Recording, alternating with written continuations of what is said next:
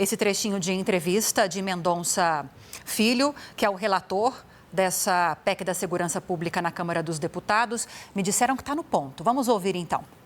Logo após o Carnaval, ou seja, na semana do dia 23, 24 de fevereiro, nós temos a previsão de que o tema será apreciado na comissão especial e, na sequência, no plenário da Câmara dos Deputados. Eu, inclusive, informei aos líderes e ao presidente Hugo Mota de que conversei pelo telefone com o novo ministro da Justiça e Segurança, o ministro Wellington, e combinei com ele uma reunião de trabalho na próxima semana, devemos ter na próxima terça ou quarta-feira, e depois dessa reunião nós teremos justamente essa sequência de apresentação e debates. Vamos então agora às análises. Yander Porcela, Ranier Bragon, Basília Rodrigues. Vou começar agora com o Yander. Yander, tem tantos assuntos para a gente repercutir. Quero começar por esse último que nós destacamos com Mendonça Filho, o relator da PEC da Segurança Pública, porque até o final do ano passado a gente destacava o quanto esse tema, que é de muito interesse do governo agora, em ano eleitoral, estava com falta de consenso no Congresso Nacional, na Câmara dos Deputados, um trabalho aí em comissões que já está sendo feito pelo relator da proposta, Mendonça Filho. E aí, quando o Hugo Mota, presidente da Câmara dos Deputados, coloca a PEC da Segurança como alguns dos assuntos já adiantados, já com consenso para tramitar logo depois do Carnaval, dá a entender que vai ser uma tramitação tranquila, já há consenso com lideranças partidárias. Será, Yander? Lívia, não é bem assim. Apesar de o presidente Hugo Mota ter colocado como prioridade e ter dado essa impressão de que há consenso, na verdade ainda não há. O presidente Hugo Mota, ele tem todo o interesse em aprovar essa PEC da segurança para ficar como uma marca da gestão dele à frente da Câmara dos Deputados. Mas ainda há uma discordância grande do Palácio do Planalto com o texto que foi apresentado no final do ano pelo Mendonça Filho. Tem alguns pontos dos quais o governo Lula discorda e, claro, vai tentar negociar agora com o relator, mas ainda não está tudo fechado. O Mendonça Filho, ele garante que já há acordo para aprovar, já há votos suficientes, na verdade, para aprovar no plenário essa PEC da segurança com o relatório que ele apresentou, mas as lideranças governistas vão tentar modificar o texto ainda. A ministra Gleisi Hoffmann, inclusive, ela falou com a gente no SBT News algumas semanas atrás e ela falou que o governo ia fazer essa negociação porque, de fato, não concorda com esse relatório que foi apresentado pelo Mendonça Filho, porque, segundo ela, as atribuições da União na segurança pública não estão bem definidas. Ela acha que precisa ficar mais claro que a União vai ter essa atribuição que hoje é mais dos estados de fazer essa política de segurança pública e mais alguns outros pontos sobre guardas municipais, sobre outras questões que o Planalto discorda. Então, esse assunto deve ainda gerar alguma discussão, algum debate ali no Colégio de Líderes e justamente por isso que o presidente Hugo Mota, ele adiantou essa reunião para já tentar azeitar algum tipo de acordo, mas de fato ainda não há e em ano eleitoral é claro que esse tema da segurança pública também vai ser muito politizado, tanto pelo governo quanto pela oposição. Agora, Lívia, só para voltar para você, eu queria destacar desse tweet que o Hugo Mota fez depois da reunião. Ele colocou alguns pontos como a PEC da segurança, o acordo União Europeia-Mercosul, mas eu queria destacar também o que ele não colocou como prioridade, que foi, por exemplo, a PEC que prevê o fim da escala 6x1, que o governo tem apresentado como prioridade. A ministra Gleisi Hoffmann, no Café com Jornalistas hoje, defendeu essa proposta, mas o presidente Hugo Mota não mencionou. Então, a gente pode concluir também que há ainda mais discordâncias, mais impasse em relação a essa PEC 6x1 do que a PEC da segurança, por exemplo. E o presidente Hugo Mota também não mencionou o PL antifacção, que é aquele projeto que aumenta a pena para quem integra organizações criminosas, que foi relatado pelo Guilherme Derrite na Câmara, foi para o Senado e sofreu modificações e agora precisa passar por uma nova avaliação da Câmara. O governo quer tirar o Derrite que foi secretário de Segurança Pública do governador de São Paulo, Tarcísio de Freitas, que é uma figura da oposição. O governo quer tirar o Derrite da relatoria e ainda tem um impasse grande também nesse projeto de lei antifacção, Lívia. Agora, Ranier, para além dessas pautas importantes que devem tramitar já agora no começo de 2026, quero te ouvir sobre isso também, Ranier. Eu queria falar um pouquinho sobre a apuração da Vitória Abel, sobre um pedido que foi feito pelo Hugo Mota para que as lideranças partidárias não mexessem muito na composição e nas indicações para as comissões permanentes das casas. E é um assunto que, às vezes, a gente não dá muita importância, só que é preciso dar muita importância para isso, porque quando a gente fala de comissões, a gente está falando de uma fatia das emendas parlamentares significativa, que é distribuída entre essas comissões para serem distribuídas essas verbas também para projetos, para municípios e para estados.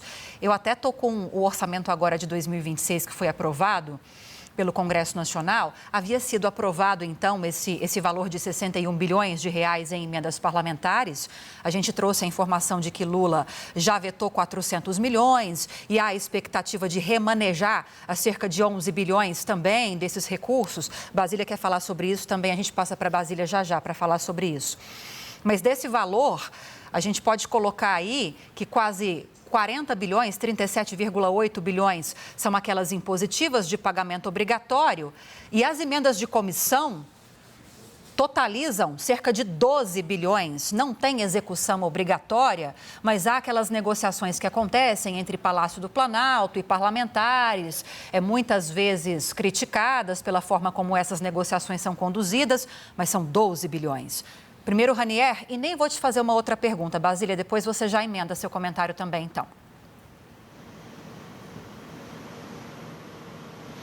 Lívia, esse valor de 12 bilhões nas mãos das comissões de Câmara e Senado é exatamente o valor que governo e Congresso usam ali para fazer a negociação política em cima de emendas, porque é a fatia que não é de execução obrigatória.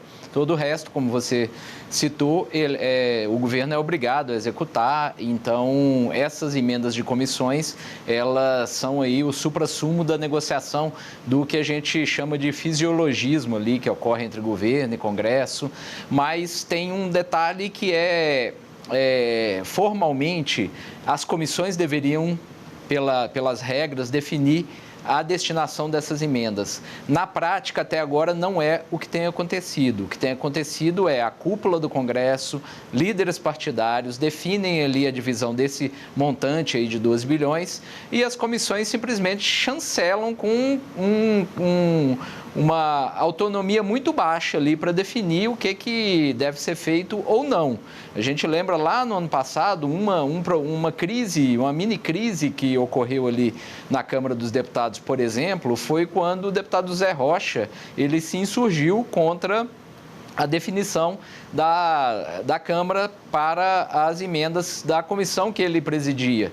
Então, ele tentou direcionar lá para outras cidades, que eram redutos eleitorais dele, e houve uma disputa ali entre ele e o grupo do ex-presidente da Câmara, o Arthur Lira. Então, esse valor das comissões, ela como você bem destacou, é importante, as comissões vão ter peso, mas por hora, até o ano passado, pelo menos, elas estavam tendo uma autonomia muito baixa aí na definição de para onde esse dinheiro está indo. Basília. Bom, vou pegar aqui a palavra do Ranier, Lívia, e dizer que esta questão da prioridade para onde que vai o dinheiro público também está por trás da resistência do governo federal contra este relatório da PEC da Segurança Pública, relatório que é do Mendonça Filho, o deputado já trouxe a público o que tem ali no texto, e isso tem sido muito batido por integrantes do governo, que dizem, olha, é um relatório horrível, desse jeito não pode passar, a gente tem que conversar para encontrar um outro texto. Por quê? A proposta, do jeito que foi relatada até aqui, muda a versão original levada pelo governo federal, a gestão do ministro Ricardo Lewandowski, para o Congresso, porque tira um pouco do papel do governo federal de coordenador dos estados, de diretrizes, projetos, políticas de segurança pública, e acaba contribuindo com a centralidade estadual, que os estados tenham mais autonomia. Isso vai além da imagem do governador mandar mais do que o ministro. Isso tem a ver também com gestão de recursos, porque ainda que o texto constitucionalize alguns fundos que tratam de segurança e justiça, e isso é uma coisa boa na visão do governo, também dita regras que acabam amarrando a gestão do governo sobre a prioridade do uso do recurso público da justiça e segurança pública. Então, acaba dando mais poder ao Congresso e, consequentemente, aos estados sobre esse dinheiro. Então, é só mesmo aqui fazendo um paralelo sobre isso de gestão de recursos, emendas e também esse projeto que tem a ver com segurança pública. Segurança pública é pauta popular, está na cabeça de todo mundo, nas pesquisas eleitorais, tanto oposição quanto governo, não importa o espectro político, os deputados, senadores, candidatos também no Poder Executivo querem marcar sua digital no assunto, dizer que está vindo com coisa nova. O ministro Ricardo Lewandowski, veja que irônico, né? Entre as muitas críticas que a gestão anterior do Ministério da Justiça sofreu, está o fato de Lewandowski ter centrado esforços nestas propostas legislativas. Então, alguns queriam um ministro mais ousado, que batesse do ponto de vista discursivo mais contra o crime organizado. Lewandowski, algo que é até próprio do seu perfil, enfim, ele acabou trazendo ideias de projetos de lei, emenda à Constituição, para combater facções, para reorganizar o sistema de segurança pública, ideias estas que partem do governo federal, mas que precisam ser avaliadas pelo Congresso Nacional. Então, tem muita gente que critica o governo, e no caso a gestão de Lewandowski, mas na hora de fazer, que é votar um texto ou textos tão importantes quanto estes, ainda bate cabeça, né? O presidente da Câmara dos Deputados, Hugo Mota, saiu da reunião dizendo que vai pautar o que é consenso. Na hora que eu ouvi essa frase, eu até peguei aqui o celular para olhar, será que eu perdi alguma pauta? Porque eles vão votar o que é consenso, e a PEC da segurança pública não é uma unanimidade no Congresso Nacional. Exatamente. Foi a primeira pergunta, inclusive, que eu fiz para o Yander. Onde está o consenso, né, Basília? Enfim, vamos seguir acompanhando essas discussões, então.